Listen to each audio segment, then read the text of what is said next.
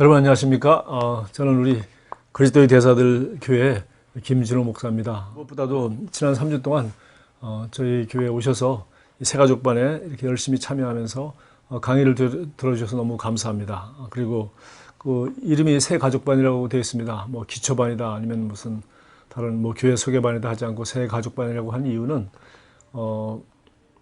여러분들이 이 교회를 선택하는 것은 무슨 백화점이나 아니면 무슨 마트를 선택하는 것 같은 것이 아니라 정말 하나님께서 성경에서 말한 대로 그리스도 안에서 하나님의 가족이 되는 것입니다. 그러므로 그냥 조금 다니다가 시험 들고 그만두고 아니면 큰 기대를 가지고 갔다가 또 보니까 기대에 못 미친다 하니까 또 다른 데 가보고 하듯이 뭐 레스토랑 식당이나 아니면은 뭐 어떤 백화점이나 마트를 옮기듯이 그렇게 우리가 대부분 소비자로서 그렇게 살아가는데 그런 태도는 성경적인 태도가 아니기 때문에 저희는 교회를 등록하라고 요구하거나 촉구하지 않고 권면하지 않고 대신 꼭 새가족반을 들으라고 합니다. 그래서 새가족반 내용을 들어보면은 우리 교회에 대해서 정확히는 알지 못한다 하더라도 그래도 우리가 어떤 복음을 전하고 있고 또 우리가 또 어떤 교회인지 지난 4주 동안 나름대로 예배 참석하면서 또 셀에 참석하면서 경험해 볼 수가 있고요.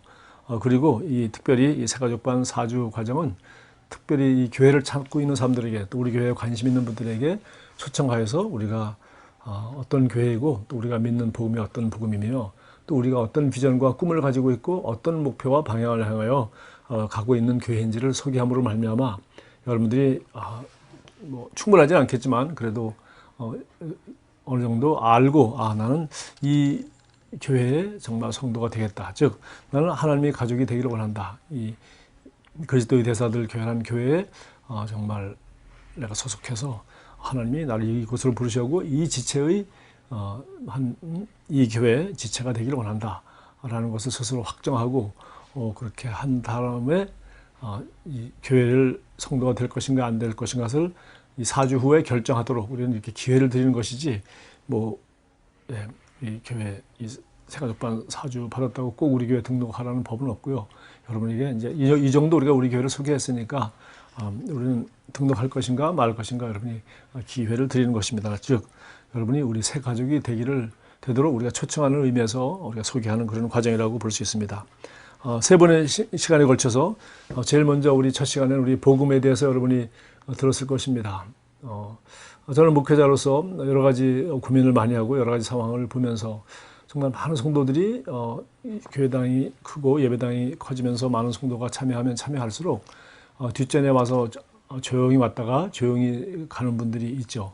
다시 말해서 교회에 또 잘못 가면 막 붙들고 또 얼떨결에 등록해 놓고 또 나중에 또 교회 떠나려고 그러면 막 그냥 너무 힘들게 못 떠나게 하고 하면서 그렇게 하는 일반적인 부작용들을 제가 다른 교회에서 좀 보고 우리 교회는 그렇게 해서는 안 되겠다. 뭐 어린아이도 아니고 이렇게 붙잡아서 될 문제가 아니라 우리 교회를 잘 소개시켜주고 또 교회에서 너무 이상적인 기대를 하지 않도록 현실적이고 구체적인 교회의 모습을 어느 정도 맛을 보게 한 다음에 등록했으면 좋겠다. 또 성도가 되기로 이렇게 결단하고 또 그렇게 결단을 했으면 그 약속이 좀 신실했으면 좋겠다 하는 그런 의미에서 새가족분이라는 것을 저 개척 때부터 계속 열어왔습니다. 그래서 그러나 교회에 이렇게 한 번씩 오시는 분들 그리고 새가족분에 등록하지 않고 또 믿지 않는 분들까지도 가끔 오기도 하죠. 그래서 믿지 않는 분들은 오면은 제가 뭐 설교 때마다 복음을 정확히 전하고 이제 예수 믿기로 작정한 사람 손 들어 보십시오. 제가 그렇게 뭐 해본 적도 많이 있습니다. 또 미국 침례교회 같은 데서는 그게 아주 일종의 전통이거든요.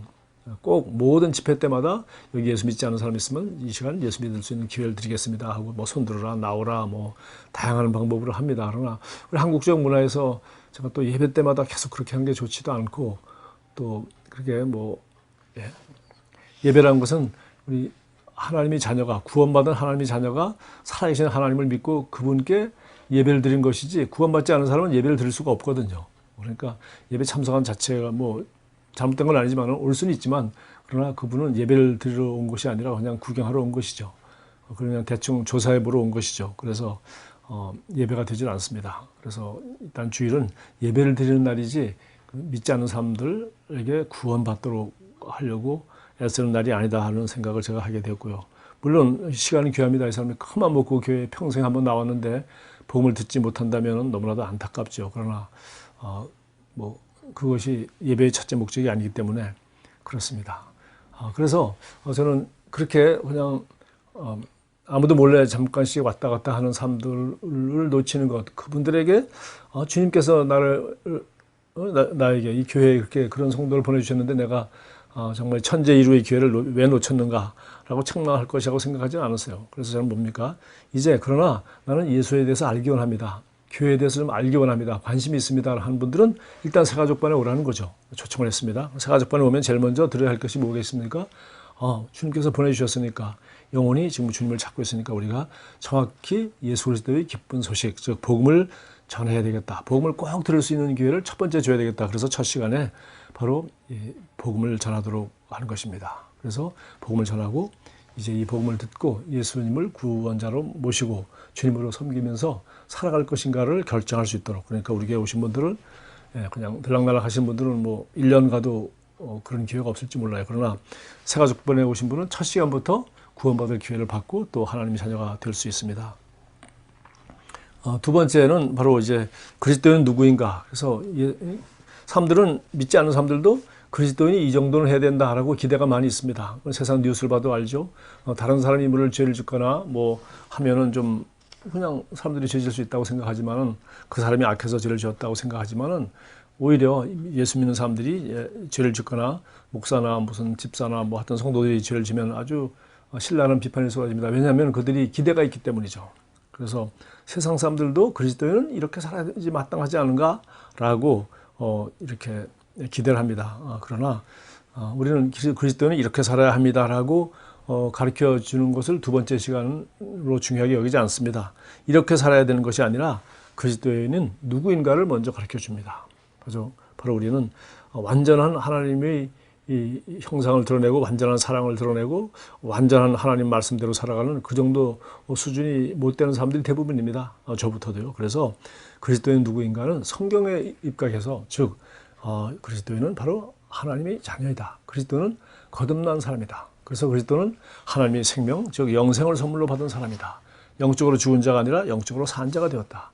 그리스도인은 이제는 육신적으로 우리의 과거라든가 우리 경험이라든가 세상 사람이나 나 이외의 다른 사람이 나에 대해서 어떻게 판단하고 평가하는지 그것이 중요한 것이 아니라 성경에서 하나님께서 말씀을 통해서 그리스도인이 누구라고 하는지, 나를 누구라고 하는지를 우리가 알고, 거듭난 그리스도인은 바로 하나님의 생명이며 하나님의 의이며 하나님의 자녀이며 하나님의 성령이 살고 있는 하나님의 성전이며 또 그리스도의 대사라는 이런 위대한, 정말 하나님이 말씀하신 그리스도인 신분, 내가 누구인지를 정확히 알 수 있도록 해주는 것이 두 번째 시간입니다. 그래서 너희는 이 세대를 본받지 말고 좀 마음을 새롭게 함으로 변화를 받으라. 그래서 우리 생각을 바꾸고 성경 말씀으로 우리가 내가 누구인지를 드디어 성경이 말하는 바대로 알고 성경이 말하는 바대로 믿고 또 그런 사람인 것을 의식하고 살아가도록 하는 것입니다.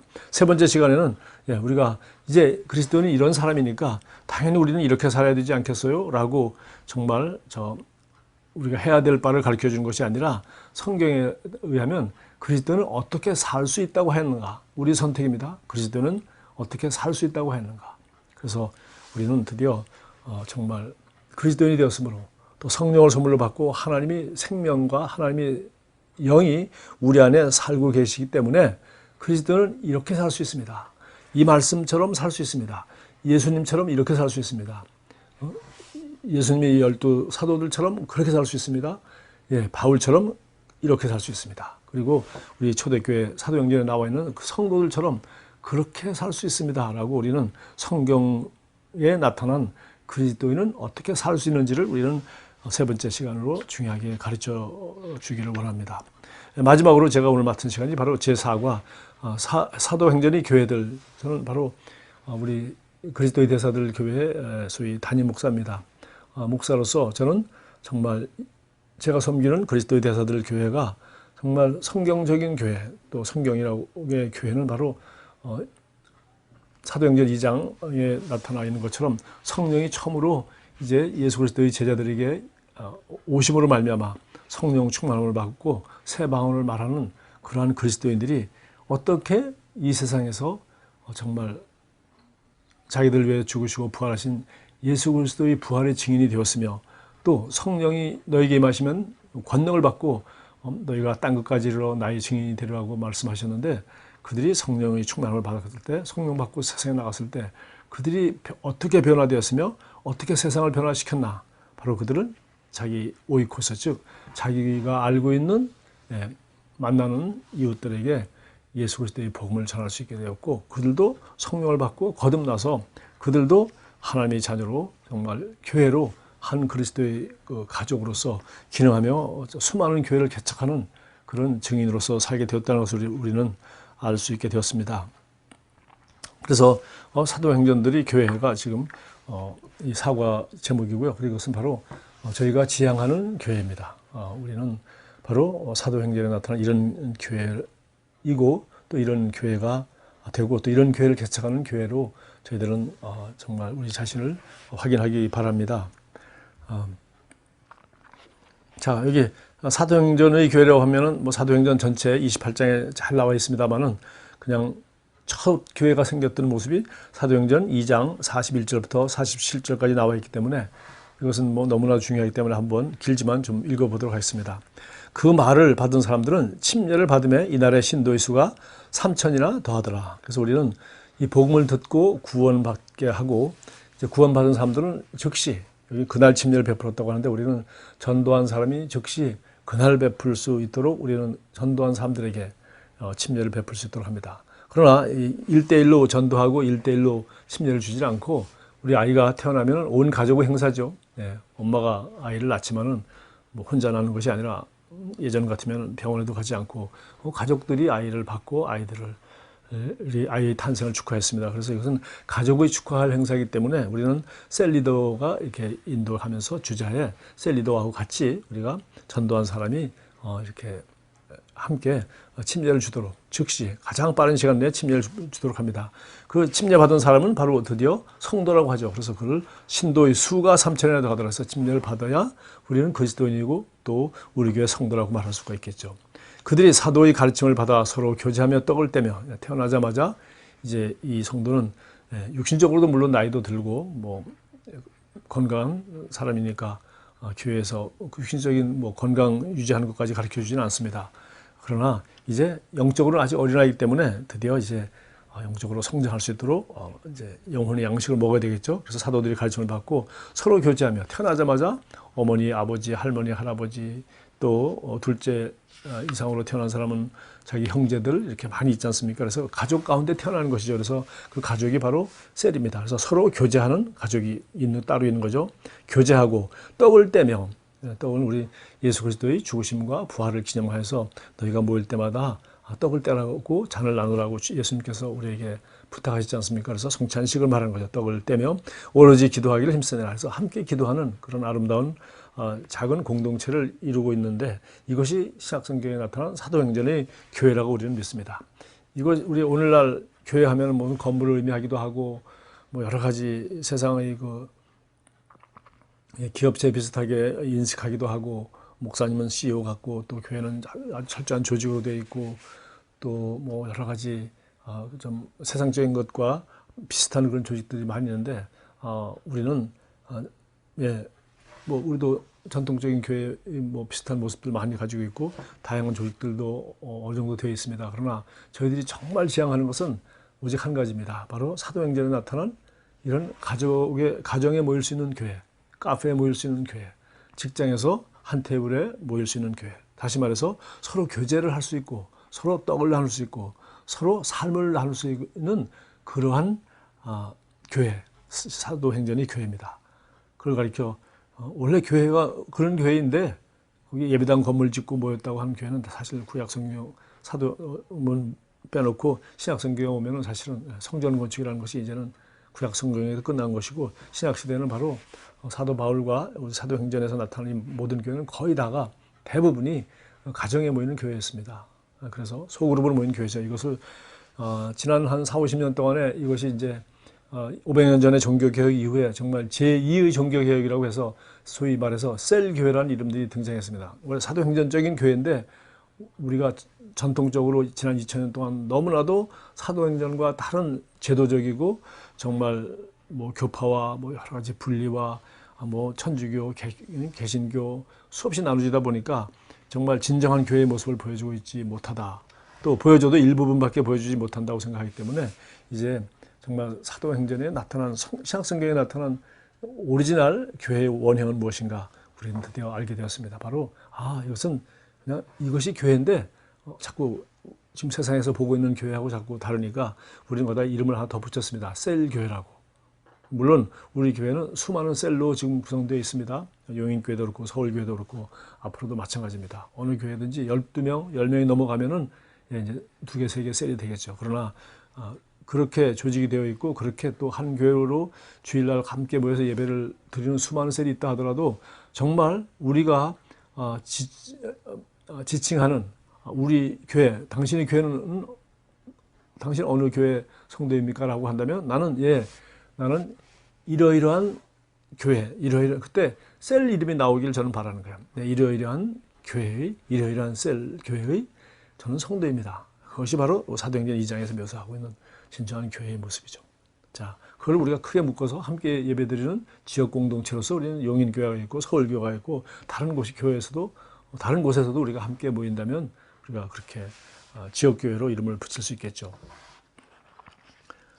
자, 사람마다 두려워하는데 사도들을 말미암아 기사와 표적이 많이 나타나니 믿는 사람이 다 함께 있어 모든 물건을 서로 통용하고 또 재산과 소유를 팔아 각 사람의 필요를 따라 나눠주며 날마다 마음을 같이하여 성전에 모이기를 힘쓰고 집에서 떡을 떼며 기쁨과 순전한 마음으로 음식을 먹고 하나님을 찬미하며 또 온 백성에게 칭송을 받으니 주께서 구원받는 사람을 날마다 더하게 하시니라. 마지막 전도되는 모습까지 더 설명이 필요 없을 정도로 잘 설명이 되어 있습니다. 그런데요, 맨 위에 그림 보면은 말씀과 성령이라고 밑에 두 동그라미가 있고 위에 사람들이라고 되어 있습니다.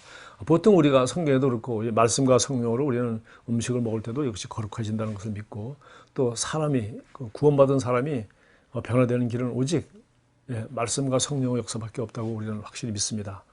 정말 의지로 변하지 않습니다.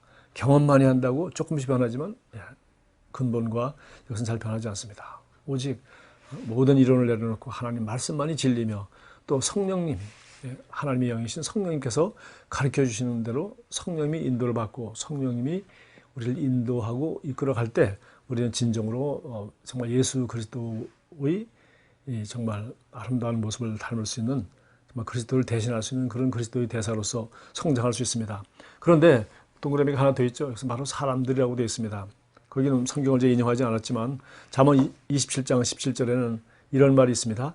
철을 날카롭게 하는 것 같이 사람이 그의 친구의 얼굴을 빛나게 하느니라. 또 혹은 친구의 얼굴을 날카롭게 하느니라. 이렇게 번역할 수 있다고 했고요. 우리 세번역에는 쇠붙이는 쇠붙이로 쳐야 날이 날카롭게 서듯이 사람도 친구와 부대껴야 지혜가 예리해진다. 더 번역이 아주 이해하기 쉽게 되었죠. 현대어는 끝부분을 이렇게 번역했습니다. 현대어 성경은 사람도 모름지기 이웃과 어울려 살아야 서로 배우고 사는 법이다. 너무 맞는 말이죠. 그렇습니다. 우리가 말씀과 성령, 내가 얼마든지 살아계신 하나님을 섬기고 알고 교제하며 기도하며 말씀과 성령을 통해서 정말 주님과 함께 교제하는 그런 신앙생활을 잘할 수 있습니다. 그런데 중세 수도원 공동체로부터 지금까지 사람은 혼자 살 수가 없습니다. 태어나는 순간부터 가족의 한 구성원이 되었듯이 우리도 거듭나는 순간부터 교회, 즉 셀교회라는 곳에 일원이 되었고요. 내가 교제하는 사람들과 함께 드디어 철을 날카롭게 하듯이 쇠붙이가 쇠붙이로 쳐서 칼을 날카롭게 갈듯이 우리가 정말 변화되고 지혜롭고 정말 그리스도를 닮는 그런 사람이 되려면은 결국은 우리 셀이라는 이 교회라는 곳을 통해서 이것이 가능하다. 그래서 제가 지금 가족과 교회 얘기를 자꾸 하지 않습니까? 이것은 예수 그리스도께서 하나님께서 정말 우리에게 선물하신 가장 위대한 기관이라고 할까 조직이라고 할까 살아있는 생명의 공동체, 가족도 그렇고 교회도 그렇고 우리가 잘 알고 있죠.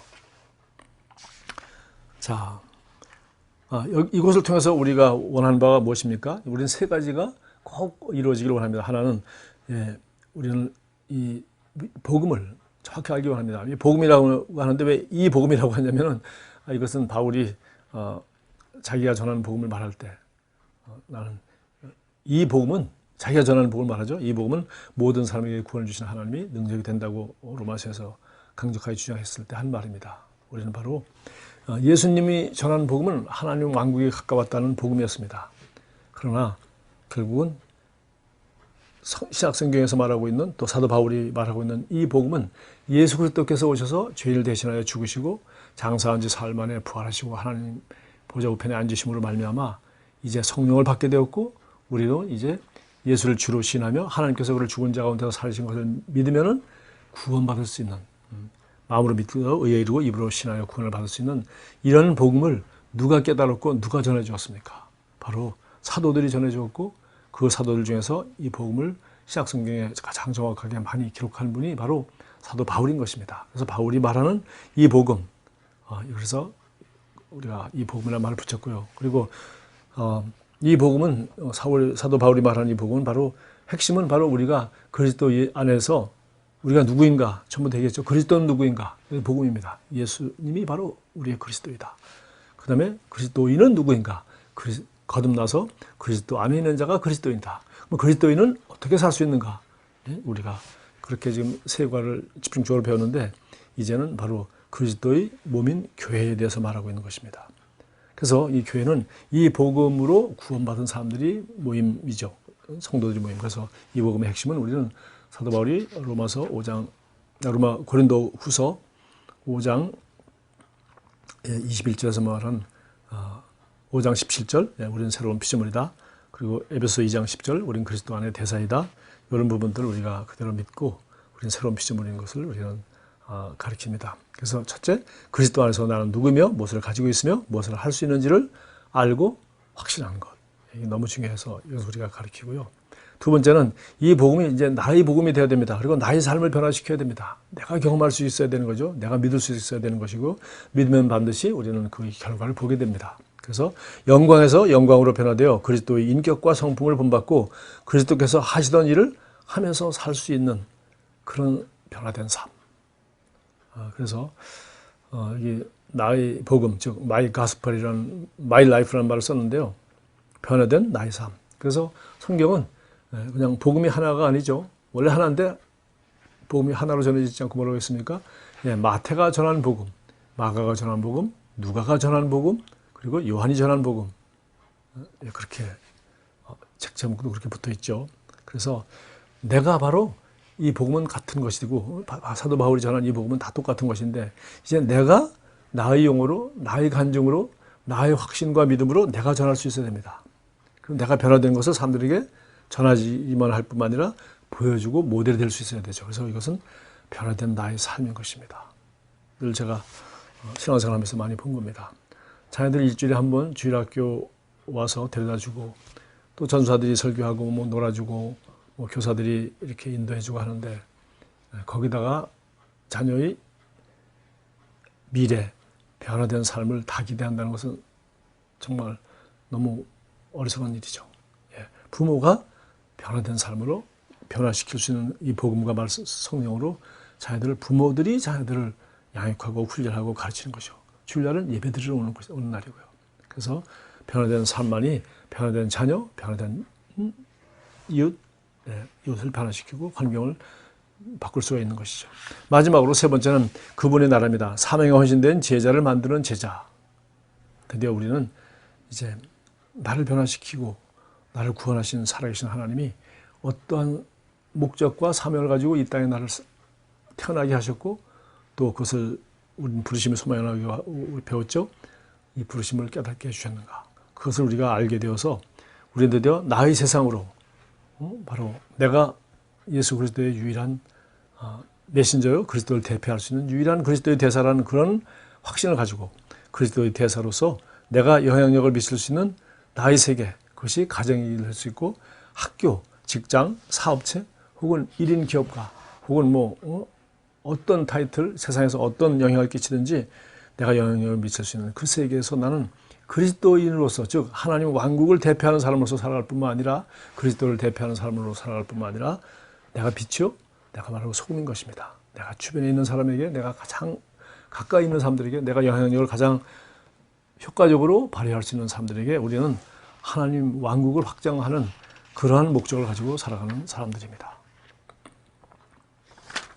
자, 이어서 우리는 28페이지에 영적 성장 과정에 따른 훈련 단계라고 해서 여기 사실상 4단계인데 여기 5가지 홍보로 되어 있습니다. 왜냐하면 첫 번째는 시작이니까요. 영적으로 죽은 자는 영적으로 성장할 수 없습니다. 그래서 일단 거듭나야 합니다. 그래서 우리는 까만 사람, 노란 사람을 이렇게 새로운 피조물에 이렇게 항상 표시합니다. 그래서 영적으로 죽은 자는 죄와 허물로 죽은 자라고 성경이 분명히 말하고 있고, 그들은 이 진리를 알지 못하고 그 안에 하나님의 생명이 없습니다. 그리스도를 알지 못하기 때문이죠. 그리고 그리스도를 그의 구원자로, 예수를 구원자로 자신의 주임으로 모셔드리지 않은 사람. 그래서 그들은 우리가 어떻게 영적 성장할 수 있도록 도와줘야 되겠습니까? 거듭나도록, 복음을 듣고 거듭나도록 해줘야 되겠죠. 그러기 전에 어떻게 해야 되겠어요? 그들을 관계의 다리를 놓아야 됩니다. 우리가 무엇을 말하는지, 예수는 그리스도요, 우리의 주님이고 구원자라는 것을, 진리죠. 그것을 듣기 원하고 또 들어야 마땅하지만 먼저 듣기 원하는 사람은 아무도 없습니다. 그리고 이 세상에는 마귀가 수많은 거짓말을 하고 있고, 그들이 가지고 있는 수많은 정보와 수많은 경험이 그들로 하여금 예수님에 대해서, 교회에 대해서, 복음에 대해서 그들은 전부 다 대부분 나쁜 소식, 거짓말, 왜곡된 것만 알고 있습니다. 그러므로 우리는 그들에게 복음을 전하기 전에 먼저 관계의 다리를 놓아야 돼요. 그들을 사랑하고 그들과 교제를 해야 됩니다. 두 번째는 필요를 발견하고 채워줘야 됩니다. 물론 그들에게 가장 필요한 것은 거듭나는 것입니다. 그러나 우리가 거듭나도록 하는 것이 먼저가 아니라, 그들은 지금 병에 걸려 있는가? 그들은 외로워서 누구를 친구를 찾고 있는가? 그들은 부부간의 갈등이 심해서 누군가 도움을 찾고 있는가? 그러니까 결혼 카운셀러, 혹은 자녀 교육이 어려워서 학교 선생님, 상담사, 물론 다 그들의 역할이 있죠. 그러나 예수 그리스도 안에는 모든 답이 다 있습니다. 하나님의 말씀은 모든 문제에 대한, 인간이 가지고 있는 모든 문제에 대한 답이 거기 있습니다. 그래서 우리는 그들의 필요를 발견하고, 드디어 우리는 그들의 필요를 이제 복음을 통해서 예수 그리스도께서 그들의 필요를 채워줄 수 있도록 우리는 복음을 전하는 것입니다. 자, 이것이 우리가 해야 될 일이고요. 자, 이제 이렇게 거듭난 사람에게는 어린아기죠. 금방 거듭났습니다. 어린아기니까 무지하고 아무것도 알지 못합니다. 그리고 뭘 해야 될지 선택할 능력도 없고 혼자 살 수도 없기 때문에 철저하게 부모에게 의지하는 거 우리가 잘 알고 있습니다. 그래서 이런 이제 갓 태어난 영적 아기인 사람은 우리가 어떻게 도와줘야 되겠습니까? 어떻게 영적으로 성장할 수 있도록 도와줄 수 있겠습니까? 우리의 삶을 나눌 수 있습니다. 그래서 우리가 이거 마이 스토리라고 해서, 마이 스토리, 나의 이야기. 내가 어떻게 주님을 알게 되었고, 주님을 알게 됨으로 말미암아 어떻게 말씀을 알고 성령님을 알게 되었고, 어떻게 기도하게 되었고, 어떻게 신앙생활을 하면서 어떤 도움을 받았고 어떻게 변화되었는지, 이런 기쁜 소식들을, 나의 간증들을 함께 나눌 수 있고요. 그러나 나의 간증으로만 할 것이 아니라 그들이 가지고 있는 문제를 해결하기 위해서는 반드시 내가 경험하지 못했다 하더라도 진리를 나눠줘야 됩니다. 바로 예수 그리스도의 복음을 나눠주고, 하나님 말씀을 통해서 그들에게 필요한 말씀들을 내가 공급해주고 가르쳐줄 수 있겠죠. 세 번째는 새로운 습관을 나눠주라고 되어 있습니다. 그렇죠. 벌써 3살 버릇이 8까지 간다는 말이 있습니다. 정말 태어나자마자 우리는 좋은 습관을 길러주는 것이 부모의 아주 절대적인 책임입니다. 그리고 이것은 너무 중요하죠. 그래서 우리 태어난 아이에게 단 것을 먹인다든지, 아니면 무슨 짠 것을 먹인다든지, 이런 거 우리가 아주 금하죠. 왜 그러냐면 아이들이 그런 데다 입맛을 들이면 안 되기 때문에. 그래서 처음부터 여러 가지 다양하게 이제 좋은 습관을 처음부터, 기본적인 것부터, 우리 어린아이는 배변 습관부터 훈련하지 않습니까? 그렇게 우리는 훈련을 해야 되죠. 자, 두 번째 단계는 영적인 어린이 단계입니다. 우리 초등학교 다니는 어린이 생각해 보면 되겠죠. 자기중심적이고 감정적이고 조건적인 섬김을 하는 특징을 가지고 있는데, 그들은 어떻게 도와줄 수 있습니까?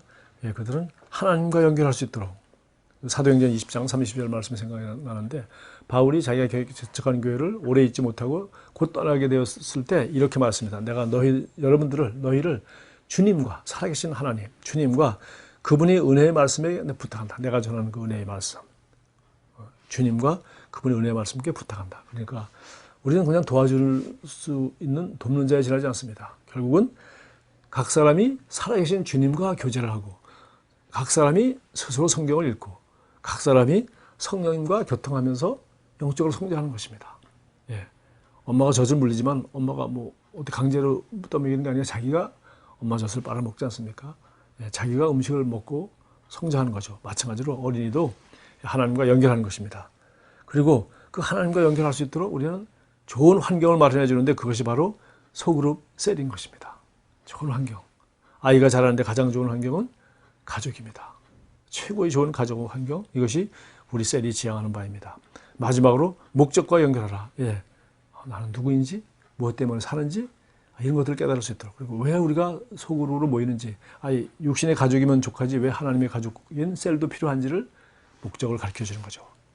자, 세 번째 영적 성장 단계는 섬김, 하나님 중심, 타인 중심의 특징을 가진 청소년 단계입니다. 청소년들 우리가 어떻게 섬겨야 되죠? 10대 자녀들 기르기 어렵다고 하는데 특별히 어려울 이유도 없습니다. 하나님 말씀대로 하면 그들은 이제 사역을 위해 준비시키는 것입니다. 그래서 넌 이것도 하지 말고 저것도 말고 공부만 잘하라. 공부하는 것이 상당히 중요하죠. 그러나 그래서는 아니죠. 남도 배려하고 섬기고 사랑하고 다양하게 우리가 정말 훈련받아야 될 것이 너무 많이 있죠. 오히려 10대 때 더 중요한 것이 정말 성품과 인격과 다양한 이런 것들을 함양시키는 것이 사실 훨씬 더 중요하죠. 10대 때 대부분 결정되기 때문에.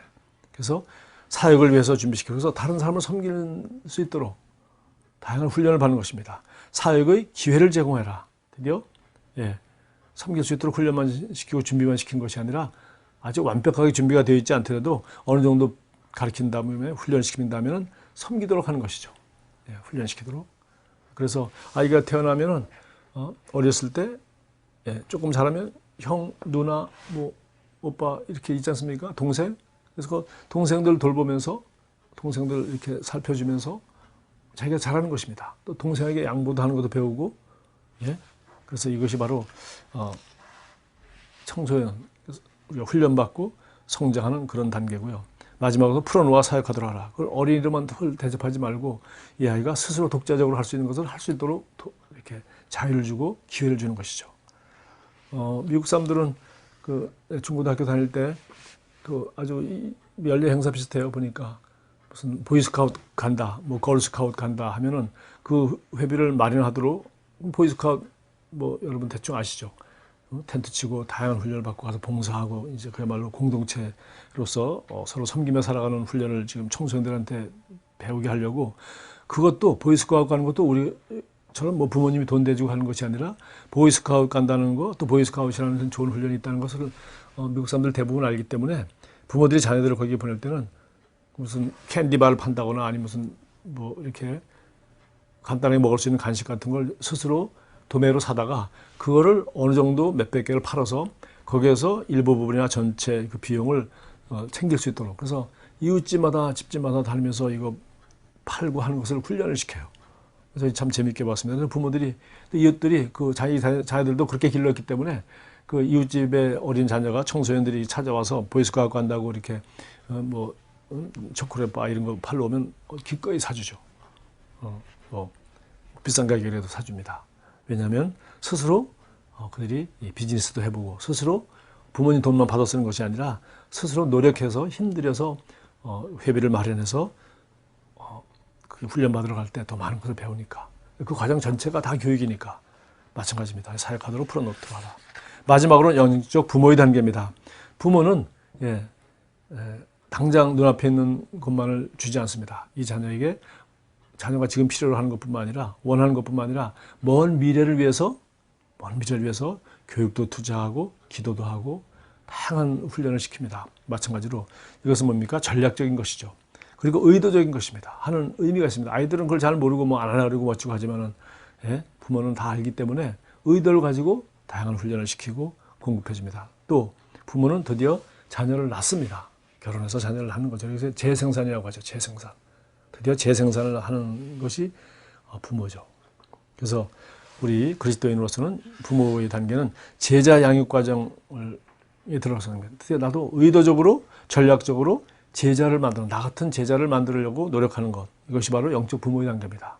내가 전도한 사람을 드디어 의도적으로 아기에서 영적 어린이, 영적 청소년, 그리고 영적 부모가 될 수 있도록 단계적으로 의도적으로 양육을 하는 것입니다. 그 다음에 스스로 내가 그 제자로서의 살아가는 모습, 또 제자로 훈련하는 모습을 내가 모델로 보여주는 것입니다. 그래서 그들이 모델을 볼 뿐만 아니라 실제로 단계별로 할 수 있도록 어떻게 전도하고 어떻게 성령을 받게 하고 어떻게 이웃 사람들을 믿지 않는 오이코스, 우리가 알고 있는 교제권에 있는 사람들에게 어떻게 관계의 다리를 놓고 어떻게 그들의 필요를 찾아서 도와주며 사랑하고 섬기며 어떻게 복음을 전하고 어떻게 영접 기도를 하고 어떻게 성령 받고 새 방언을 말하게 하고 그리고 방언 기도를 매일 하고 주님과 매일 하는 헌신의 시간, 그러니까 그 퀄리티 타임이라고 하죠. 우리가 그런 것을 갖게 하고 하는 이런 것들을 다 모델로 보여주고 훈련을 시키는 겁니다. 그리고 마지막으로 이런 모든 과정을 통해서 드디어 다른 사람이 제자를 만들 수 있도록 제자를 삼는 제자가 될 수 있도록 드디어 그가 부모가 될 때까지, 우리 결혼해서 부모가 되도록 하지 않습니까? 그때까지 계속 코치해 주는 겁니다. 사실 뭐 저도 자녀가 결혼해서 이제 손주도 보고 해보니까 결혼해서 자녀들 결혼시킨다고 다 끝나는 게 아니죠. 계속해서 우리는 부모로서 또 그 아이들이 부모 역할을 잘 할 수 있도록 계속 코치하고 우리가 해야 될 또 역할이 또 있는 거죠. 이것이 바로 영적 부모의 단계입니다. 자, 이 과정을 여기 삼각형으로 구별해 놓았습니다. 그래서 이 모든 것이 일어나는 곳이 바로 교회입니다. 이 교회를 우리는 셀 교회라, 소그룹을 이렇게 말했고요. 그래서 여기서는 뭐 우리가 이 소그룹에서 전체로서 기능하기 위해서는 우리가 제일 먼저 어떻게 됩니까? 여기 앞에 다 나와 있습니다만은 우리는 내가 받은 이 복음을, 나의 스토리와 예수의 이야기를 마이 스토리 앤 지저스 스토리 이야기를 나와 연결된 사람들과 나눠야 됩니다. 그래서 그들을 구원받고 하나님의 자녀가 될 수 있도록 이끄는 일이 내 개인적인 일이고요. 그렇게 한다면 즉시 거듭난 사람을 어떻게 해요?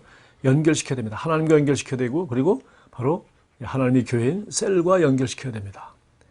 그래서 가족이 되게 하는 것이죠. 그 다음에는 어떻게 됩니까? 섬기는 훈련을, 모든 섬기는 훈련을 아주 다양하게, 시간이 좀 걸리겠죠. 그러나 그들이 성도를 온전케 하며 섬기는 일을 하게 하며 드디어 그리스도의 몸을 세우는 사람이 될 수 있도록 훈련을 시키는 것입니다. 그래서 세 번째가 꼭대기가 섬긴다입니다.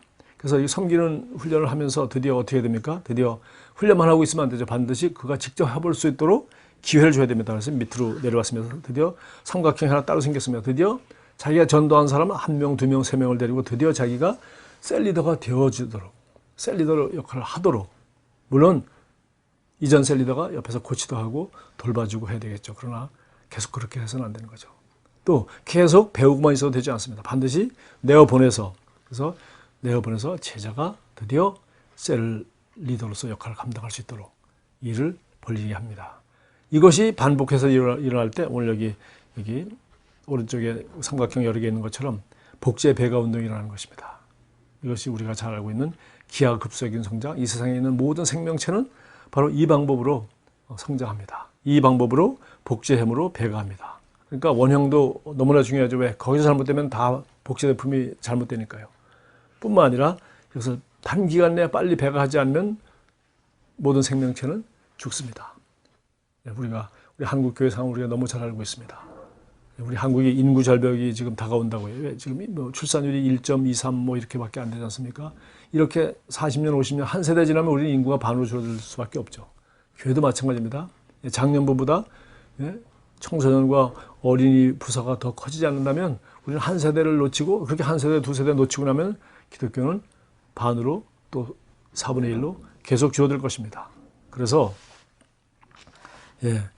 우리가 복제를 배가하는 것, 이것은 성경의 원리대로 사도행전에 나와 있는 것처럼 단기간에 복제 배가해야 되는 것이죠. 그래서 우리가 예수님은 12제자를 가지고 이렇게 하셨는데 우리는 우리가 이 바쁜 세상에서 이렇게 다양한 일을 하면서 또 여러분 다양한 역할이 있지 않습니까? 아버지로서, 또 남편으로서, 또 아빠로서, 회사의 직장인으로서, 또 나름대로 여러분 뭐 30대, 40대, 50대 살아가면서 자기도 운동도 해야 되고 취미생활도 하고 싶고 한국같이 노동시간이 많고 오히려 능률은 떨어진다고 하는 나라에서 정말 여러 가지 역할을 하기 어렵습니다. 그래서 우리는 정말 1년에 최소한도 내가 한 3사람을 내가 전도하고 그 사람을 제자 삼아서 정말 내가 셀을 개척할 수 있는 이런 목표와 이것을 좀 갖도록 우리는 독려합니다. 그렇게 할 때 우리 한 사이클, 그것이 1년이든지 혹은 2년이든지 사람마다 그 능력대로 할 때, 좀 3사람만 가지고 시작을 해도 한 6사이클 정도 지나가면, 여기 보니까 729, 2187 이렇게 나갑니다. 그래서 지금 이거 복제한 제자 수만 해서 그렇지 자기 이거 복제한 그 부모까지 합치면은 6사이클이면 3,000명이 넘습니다. 그래서 정말 놀라운 기하급수적인 배가라는 걸 우리가 잘 알고 있습니다. 자, 그래서 마태복음 28장 19절 20절 그 맨 밑에 있습니다. 비신자들과 교제하며 영혼을 구원하고 침례를 받게 하여 제자 잡는 제자를 훈련합니다. 우리가 가지 않으면 안 돼요. 그래서 우리는 이미 가 있습니다. 내가 만나고 있는 수많은 비신자들, 믿지 않는 사람들, 그것이 바로 우리의 선교지고요. 그들을 영혼을 구원하여 침례를 받도록 하는 것입니다. 그 다음에는 그들이 제자 삼는 제자가 되도록 훈련하는 것이 주님 우리에게 주신 목적입니다. 자, 이제 마지막으로 제자를 만드는 제자가 되도록 도와주는 과정들이 있습니다. 도와주는 과정들이에요. 이거 과정 통과한다고 저절로 되는 것도 아니고요. 그다음 과정 통과하지 않아도 잘 되는 법은 없습니다. 우리는 최소한의 뭐 여기 많은 것 같지만은 결코 많지 않습니다. 그리고 이 과정 이상은 우리가 또 다음 단계 끝없이 있는 거 아니에요.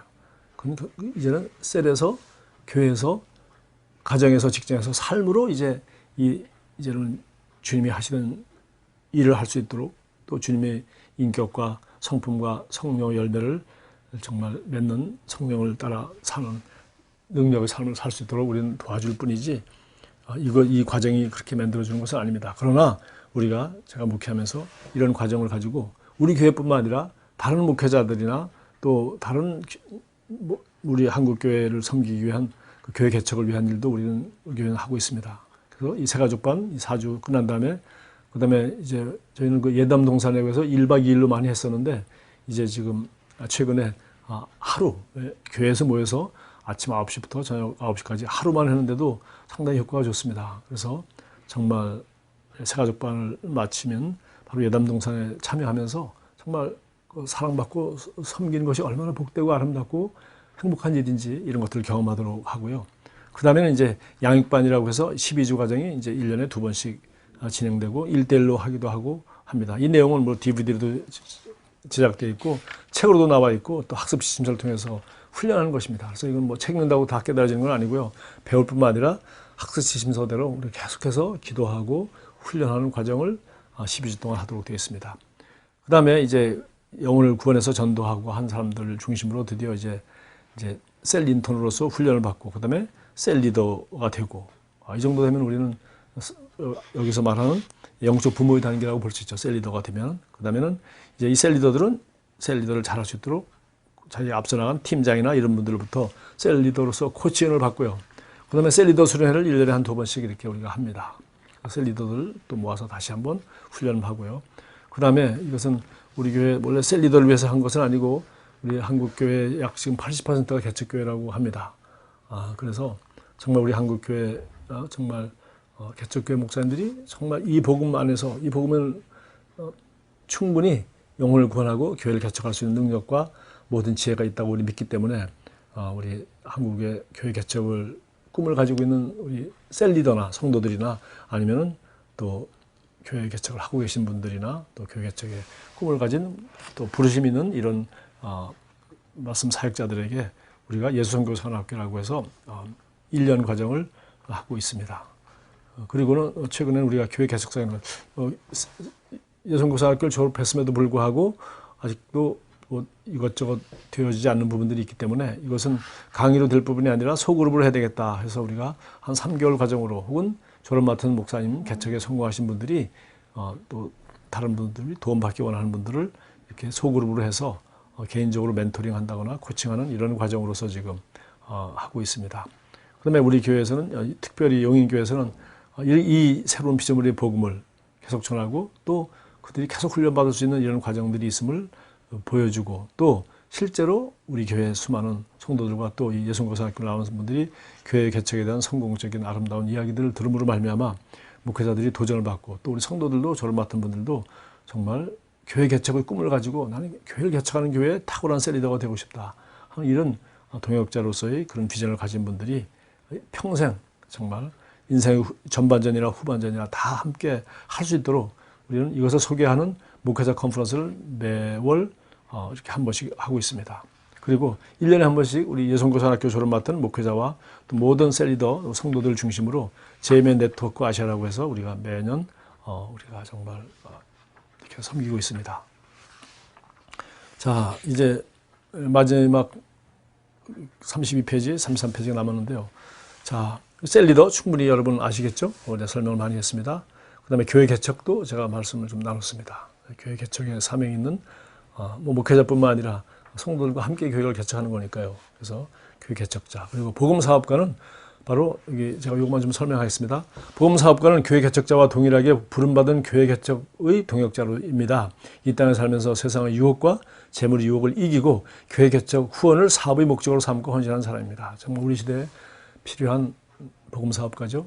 예, 돈 버는 것 자체가 목적이 아니라 돈 버는 것은 바로 교회를 개척하는 데 필요한 재정을 후원하고 또 선교하고 또 하나님의 왕국을 확장하는 이 일에 정말 대부분의 재정을 쓰기로 작정하고 하나님 말씀의 원리를 따라 이 사업적 재능과 부르심이 있는 사람들이 여기에 헌신되기를 바라는 것입니다. 자, 멀티사이트 교회라는 말이 여기 있는데 이게 뭐 그림이 오히려 잘 설명을 하고 있는 것 같습니다. 이런 우리는 교회를 개척할 만한 이런 말씀 사역자가 생기면 그 사람이 제일 중요하죠. 그 사람을 중심으로 그 사람 집이나 아니면 카페나 어디든지 시설을 빌려서 자기가 전도한 사람들을 또 교회 개척의 핵심 팀들이 우리가 이것을 우리 런칭 팀이라고 하는데 교회 개척을 함께 할 사람들이 모여서 준비하고 기도하고 전도함으로 말미암아 자기 오이코스 자기와 관계된 사람들을 모셔서 이제 교회 개척의 비전을 함께 나눌 수 있고요. 그 다음에 이제 집에서 못 모이면 좀 더 큰 시설을 빌려서 예배를 드리고 그리고 예배당을 뭐 살 필요 없이 정말 얼마든지 많은 서울에는 수많은 빌딩, 수많은 회의실, 수많은 체육관, 수많은 공공시설을 이용해서 우리는 정말 예배당 짓는데 재정을 걷어 쓰지 말고 사람을 세우고 선교하고 교회를 개척하는 이 일에 우리가 투자를 함으로 말미암아 유럽의 교회들처럼 100년, 200년, 300년 건축물만 자랑하지 성도들은 다 잃어버리고 노인들만 몇 사람 남는 그런 관광지로 변하지 않도록 정말 우리 한국교회가 너무나도 큰 축복 가운데 수적인 엄청난 성장을 가지고 대형 교회가 많이 생기고 또 나름대로 좋은 역할을 많이 하고 지금도 하고 있습니다.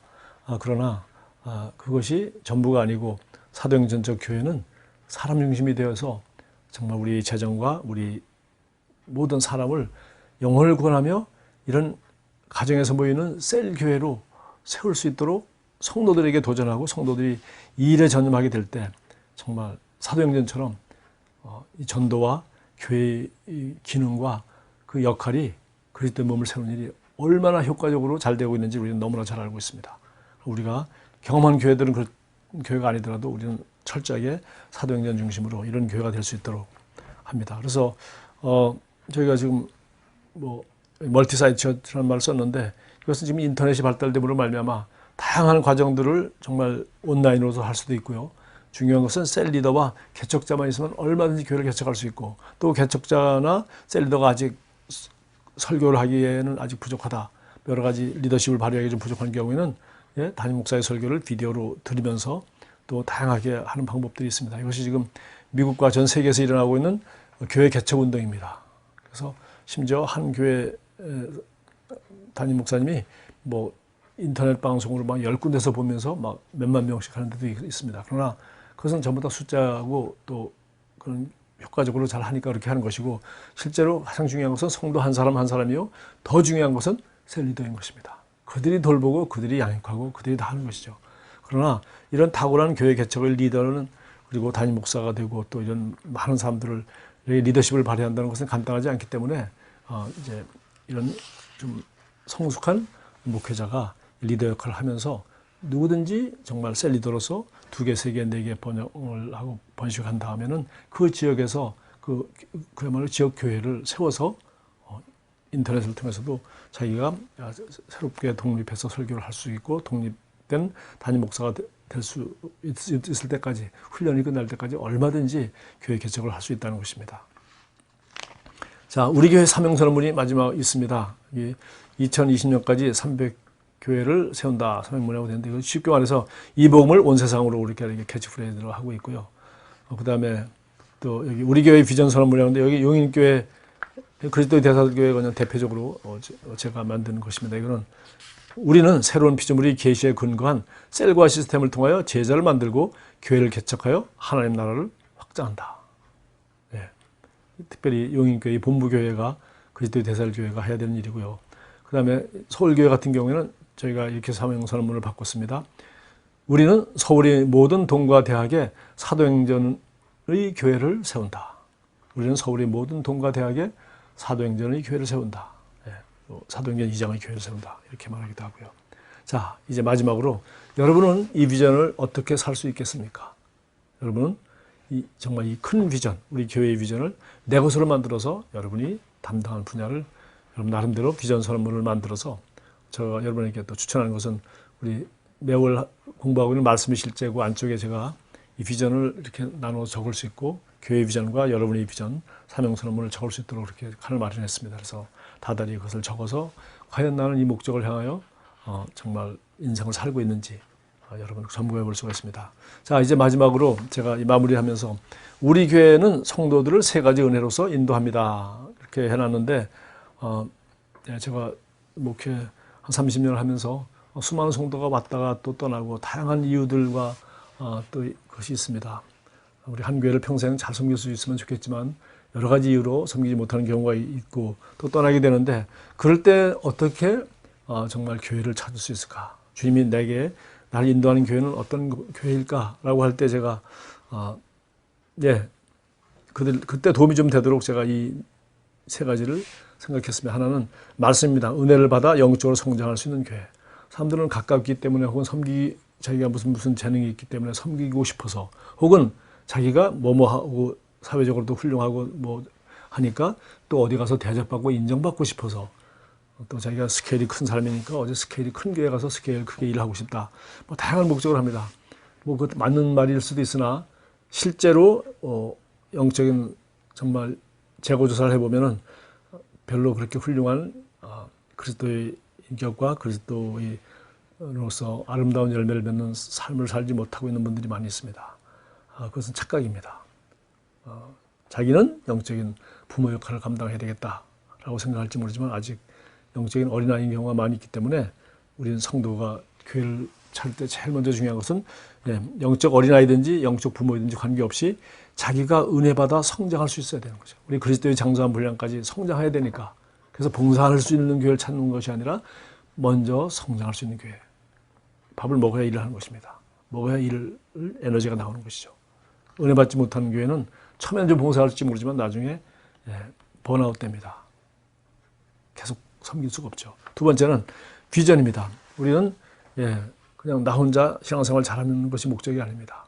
우리는 교회의 비전을 이루는데 함께 할 수 있는 교회, 즉 하나님의 더 큰 그림, 더 큰 계획 가운데 한 부분을 맡아서 기여하는 것이죠. 우리는 그리스도의 몸의 지체입니다. 지체. 머리는 예수 그리스도 한 분이시고.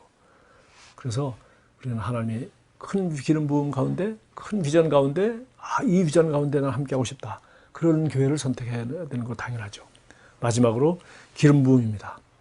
우리가 이 말씀을 알고 또 이 비전 가운데 함께 있다고 저절로 신앙생활이 되는 것이 아닙니다.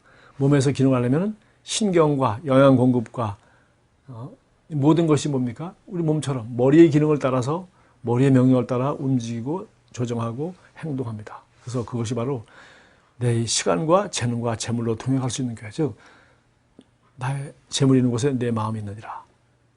말씀이 좋습니다. 비전이 좋습니다. 그러나 나의 시간과 재물과 재능을 기여하고 싶지 않은 교회, 혹은 그런 것에 대해서는 관심이 없는 그런 사람은 사실 그건 뭡니까? 무슨 이념단체입니까? 아니죠. 예. 교회는 그리스도의 몸입니다. 그래서 머리 대신 예수님께서 말씀하신 하나님 말씀대로 그분의 마음과 뜻과 힘과 지혜를 다하여 그분을 사랑하고 이웃을 내 몸같이 사랑하기 위하여 뭘 드려야 됩니까? 당연히 시간과 우선순위와 가치와 나의 재능과 재물과 모든 것들을 바로 그리스도의 몸된 교회를 위하여 사용되는 것을 최고의 영광으로 알고 나만 그렇게 살 뿐만 아니라 우리 자녀들까지도 그렇게 살 수 있도록 모델을 보여주는 것입니다. 여러분이 우리 교회 성도가 되어서 정말 이런 말씀과 이런 비전을 함께 이루어가는데 좋은 동역자로 헌신해 주시길 바라고, 또 그렇게 하는 분들은 오늘 이 새가족반 마치고 우리 교회 성도가 되기로 작정해 주시기 바랍니다. 감사합니다.